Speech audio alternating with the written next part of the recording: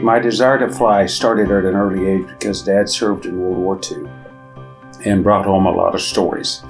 He was a flight engineer on an A-26 and a C-47.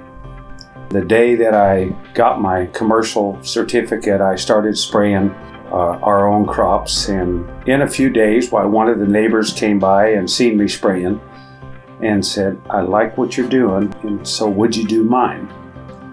So that started our business, and then he told a neighbor, and he told a neighbor, and he told a neighbor. So we started spraying commercially without even really trying, just by word of mouth and people wanting us to fly. Then I was in Reno at one point in time at an aerial applicator meeting, and a young man and a young woman come up to me and said, "We'd like to sell you our business." And I said, "Well, I'm not interested." And they said, "Well, come and look at it." And I said, "Okay."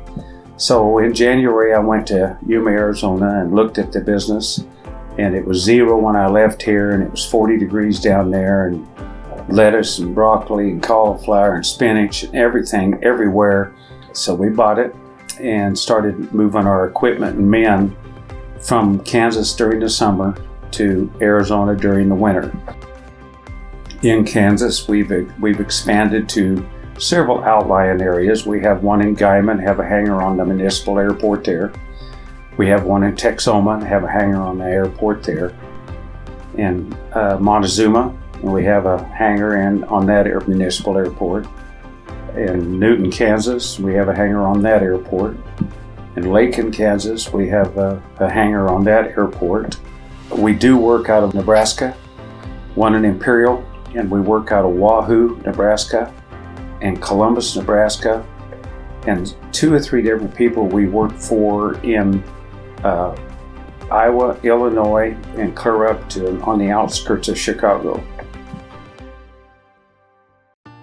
I obviously would realize that I would stay on for a year and help in transition and stay on another year to have me come in as a consultant type thing and help them through tight spots or whatever.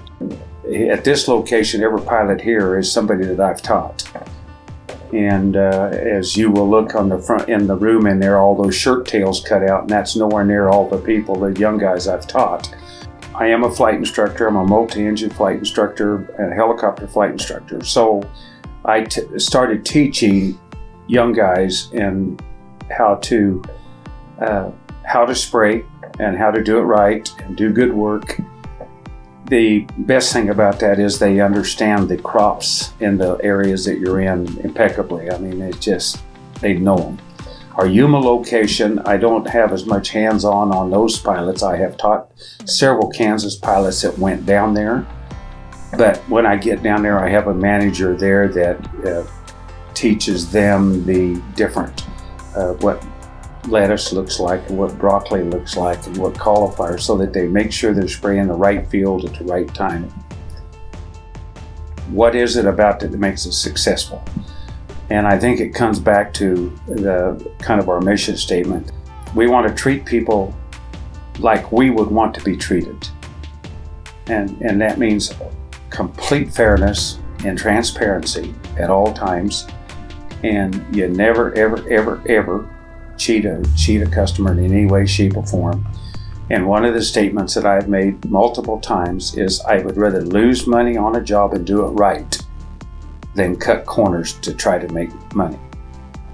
When we have our company meetings, I tell everybody that everybody in that meeting, everybody is a salesman. That's from the pilot, that's to the secretaries, that's to everybody. They're all salespeople.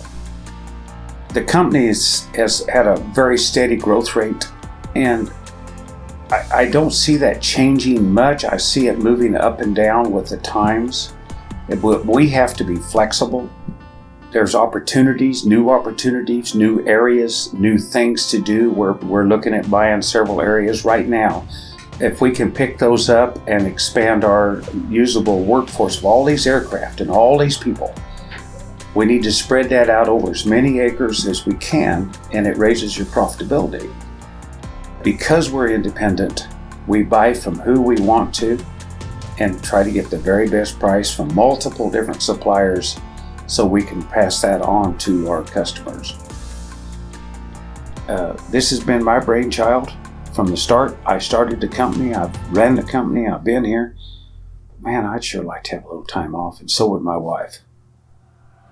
My desire is to be able to slow down and turn the business over, sell the business, find the right people. It's going to come down to leadership and people that want to put in hours and time. It's not an 8-to-5 job, but it's a very rewarding job, and you can sure see the results of your work in this business.